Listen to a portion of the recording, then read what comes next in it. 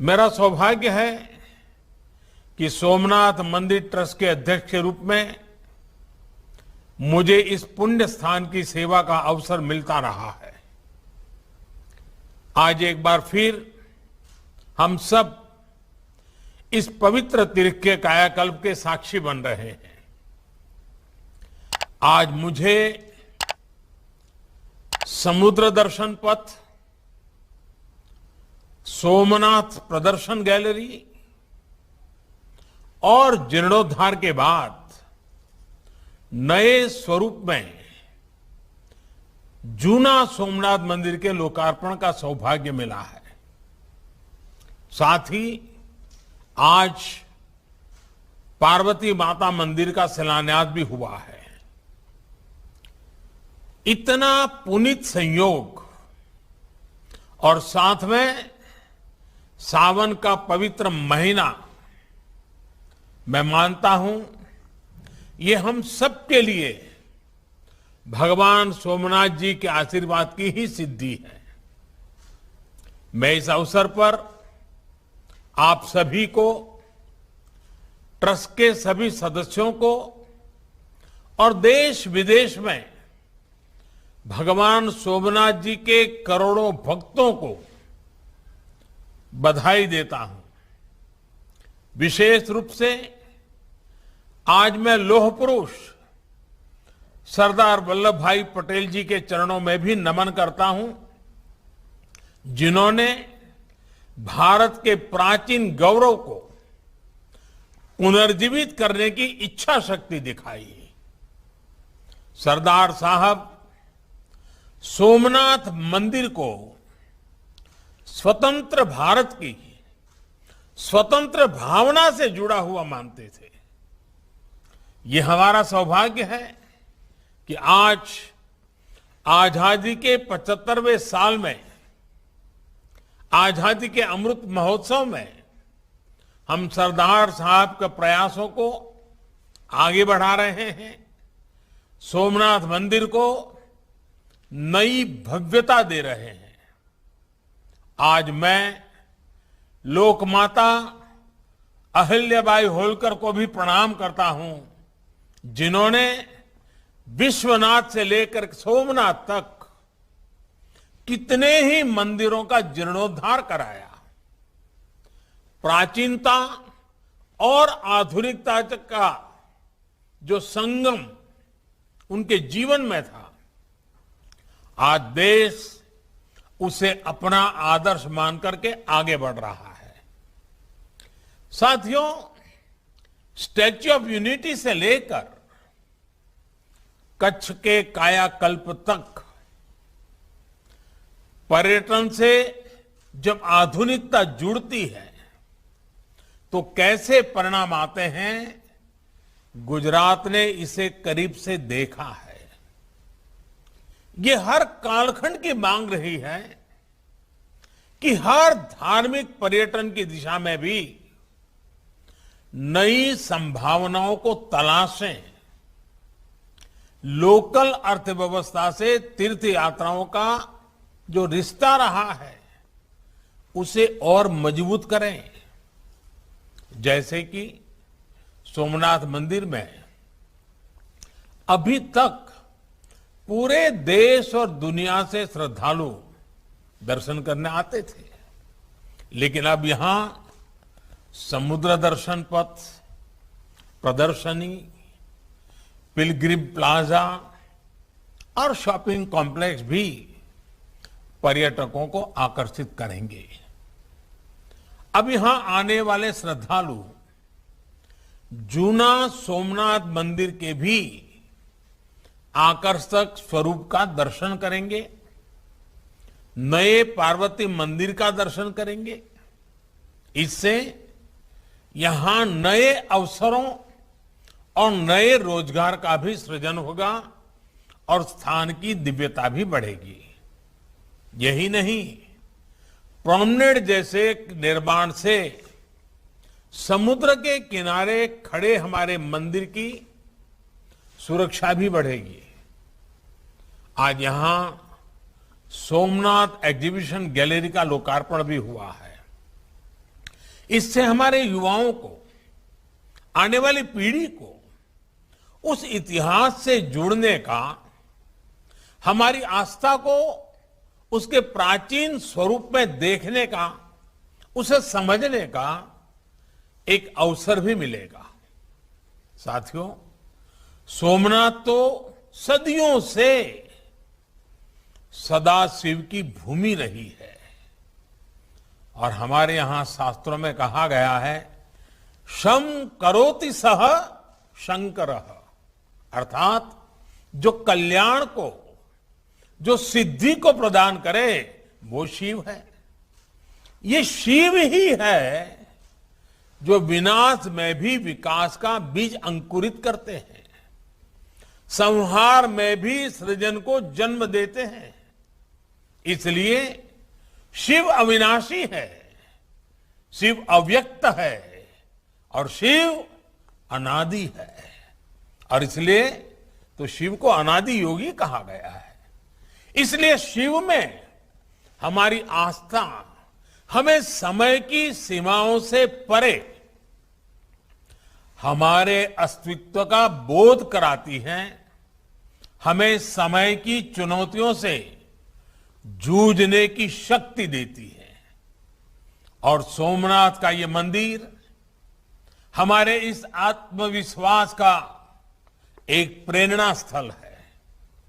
साथियों, आज दुनिया में कोई भी व्यक्ति इस भव्य संरचना को देखता है तो उसे केवल एक मंदिर ही नहीं दिखाई देता, उसे एक ऐसा अस्तित्व दिखाई देता है जो सैकड़ों हजारों सालों से प्रेरणा देता रहा है, जो मानवता के मूल्यों की घोषणा कर रहा है।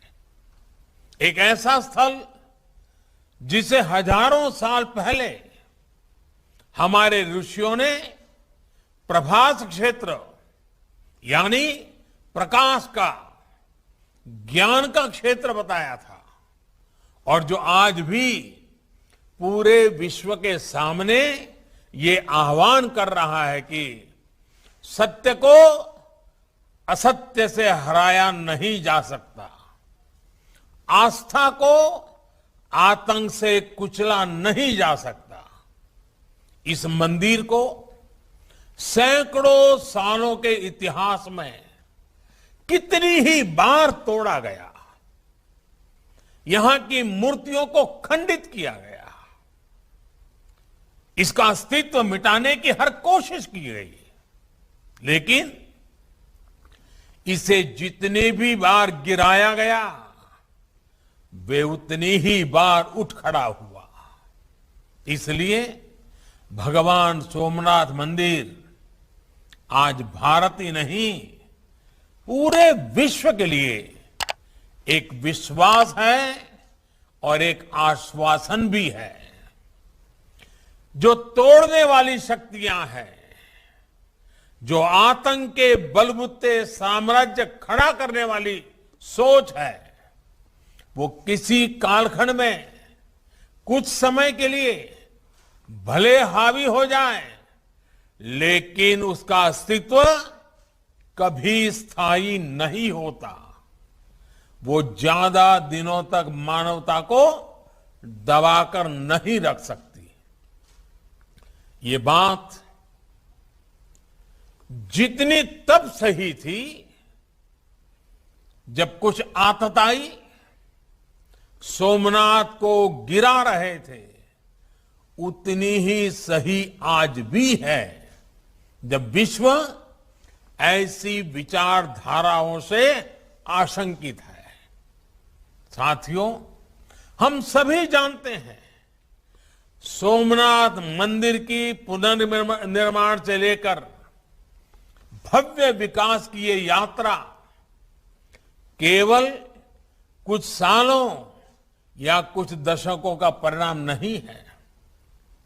ये सदियों की दृढ़ इच्छा शक्ति और वैचारिक निरंतरता का परिणाम है। डॉक्टर राजेंद्र प्रसाद जी, सरदार वल्लभ भाई पटेल और कमा मुंशी जैसे महानुभावों ने इस अभियान के लिए आजादी के बाद भी कठिनाइयों का सामना किया, लेकिन आखिरकार 1950 में सोमनाथ मंदिर आधुनिक भारत के दिव्य स्तंभ के रूप में स्थापित हो गया। कठिनाइयों के सौहार्दपूर्ण समाधान की प्रतिबद्धता के साथ आज देश और आगे बढ़ रहा है। आज राम मंदिर के रूप में नए भारत के गौरव का एक प्रकाशित स्तंभ भी खड़ा हो रहा है।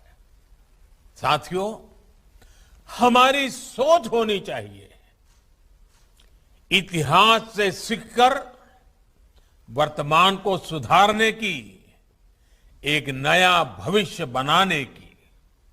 इसलिए जब मैं भारत जोड़ो आंदोलन की बात करता हूं तो उसका भाव केवल भौगोलिक या वैचारिक जुड़ाव तक सीमित नहीं है।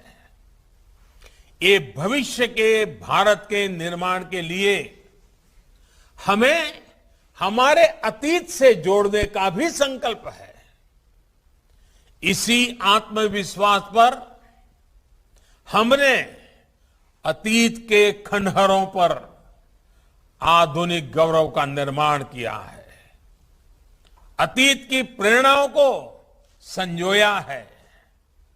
जब राजेंद्र प्रसाद जी सोमनाथ आए थे तो उन्होंने जो कहा था वो हमें हमेशा याद रखना है। उन्होंने कहा था, सदियों पहले भारत सोने और चांदी का भंडार हुआ करता था। दुनिया के सोने का बड़ा हिस्सा तब भारत के मंदिरों में ही होता था। मेरी नजर में सोमनाथ का पुनर्निर्माण उस दिन पूरा होगा जब इसकी नींव पर विशाल मंदिर के साथ ही समृद्ध और संपन्न भारत का भव्य भवन भी तैयार हो चुका होगा। समृद्ध भारत का वो भवन जिसका प्रतीक सोमनाथ मंदिर होगा। हमारे प्रथम राष्ट्रपति डॉक्टर राजेंद्र प्रसाद जी का ये सपना हम सभी के लिए बहुत बड़ी प्रेरणा है। साथियों, हमारे लिए इतिहास और आस्था का मूल भाव है सबका साथ, सबका विकास, सबका विश्वास और सबका प्रयास। हमारे यहां जिन 12 ज्योतिर्लिंगों की स्थापना की गई है उनकी शुरुआत सौराष्ट्रे सोमनाथम, सौराष्ट्रे सोमनाथम के साथ सोमनाथ मंदिर से ही होती है। पश्चिम में सोमनाथ और नागेश्वर से लेकर पूरब में बैद्यनाथ तक, उत्तर में बाबा केदारनाथ से लेकर दक्षिण में भारत के अंतिम छोर पर विराजमान श्री रामेश्वर तक, ये 12 ज्योतिर्लिंग पूरे भारत को आपस में पिरोने का काम करते हैं। इसी तरह हमारे चारों धामों की व्यवस्था, हमारे शक्ति पीठों की संकल्पना, हमारे अलग अलग कोनों से अलग अलग तीर्थों की स्थापना, हमारी आस्था की ये रूपरेखा वास्तव में एक भारत श्रेष्ठ भारत की भावना की ही अभिव्यक्ति है। दुनिया को सदियों से आश्चर्य होता रहा कि इतनी विविधताओं से भरा भारत एक कैसे हैं, हम एकजुट कैसे हैं।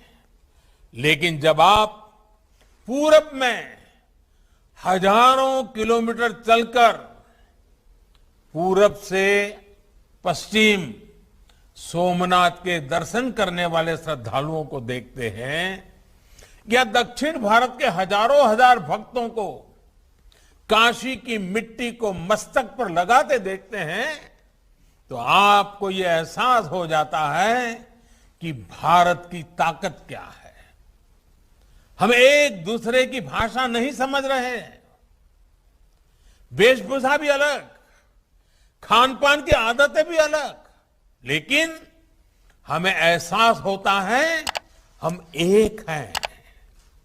हमारी इस आध्यात्मिकता ने सदियों से भारत को एकता के सूत्र में पिरोने में, आपसी संवाद स्थापित करने में अहम भूमिका निभाई है और हम सभी का दायित्व है इसे निरंतर मजबूत करते रहना।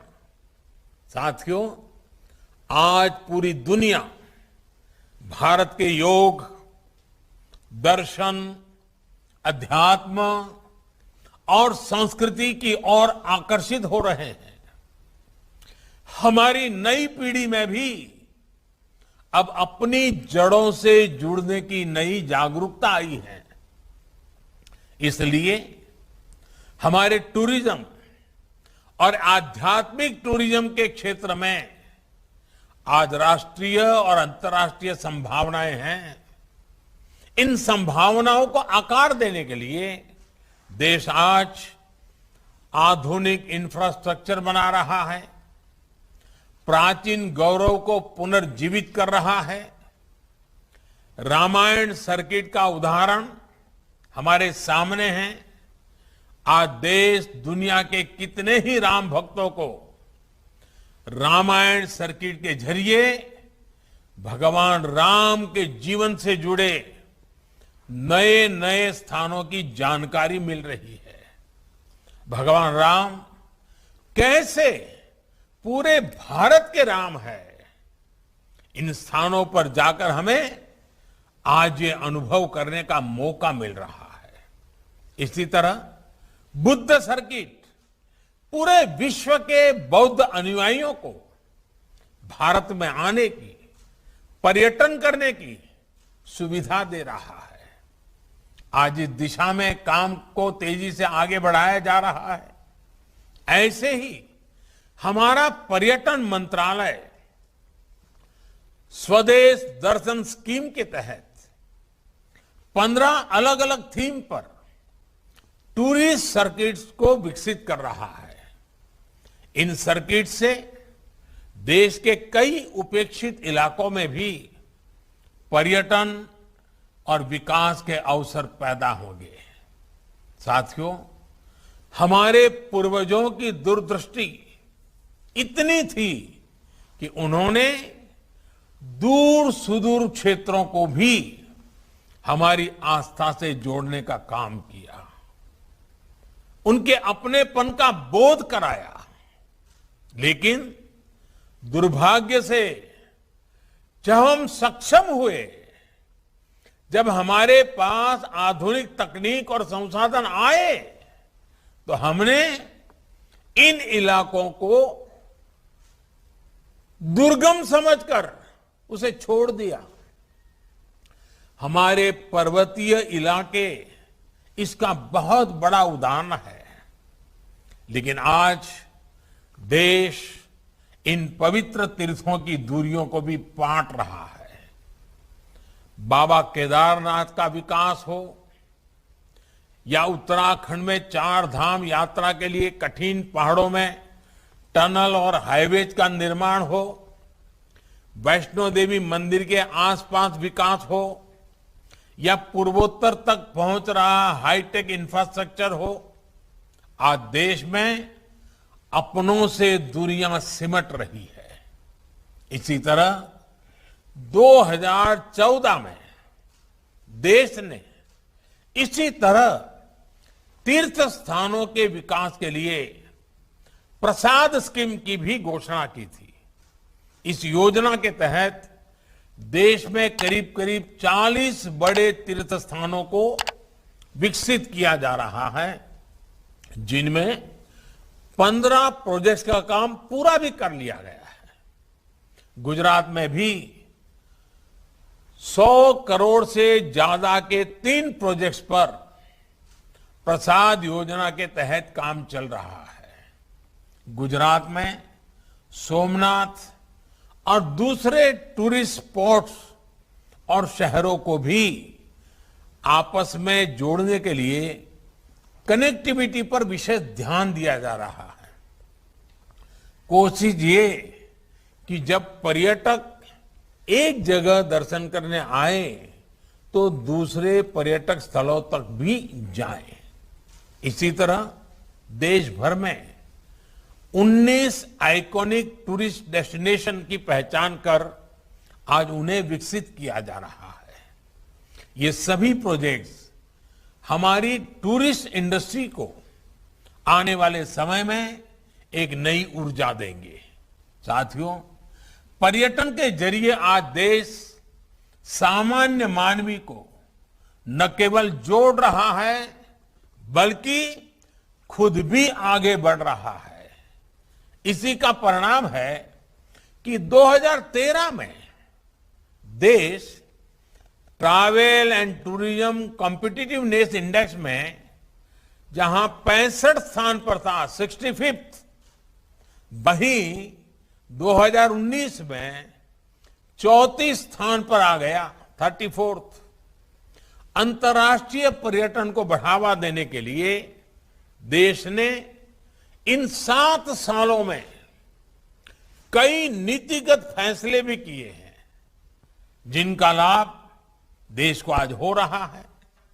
देश ने e visa regime, visa on arrival जैसी व्यवस्थाओं को आगे बढ़ाया है और वीजा की फीस को भी कम किया है। इसी तरह टूरिज्म सेक्टर में हॉस्पिटैलिटी के लिए लगाने वाले जीएसटी को भी घटाया गया है।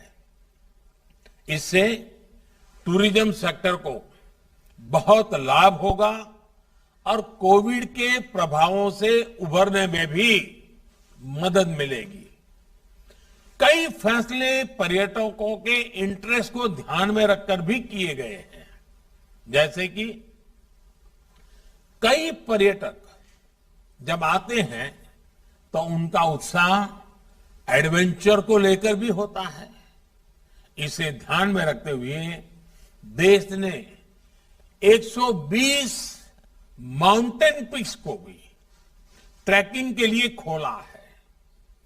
पर्यटकों को नई जगह पर असुविधा ना हो, नई जगहों की पूरी जानकारी मिले, इसके लिए भी प्रोग्राम चलाकर गाइड्स को ट्रेन किया जा रहा है।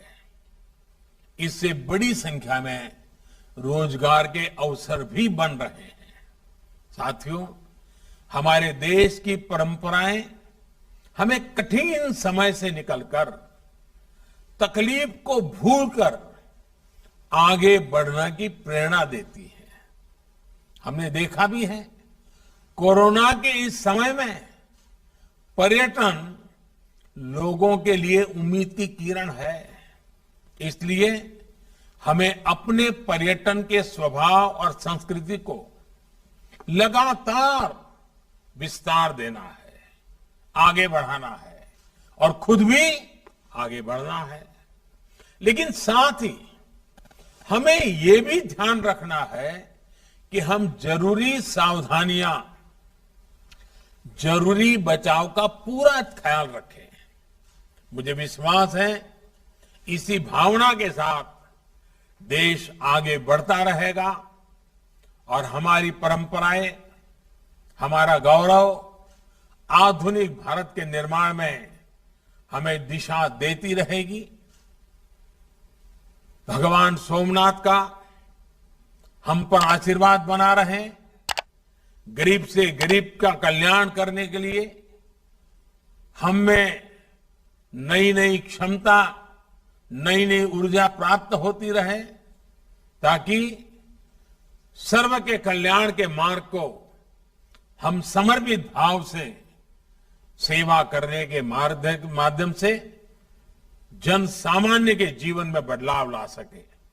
इन्हीं शुभकामनाओं के साथ आप सभी को बहुत बहुत धन्यवाद।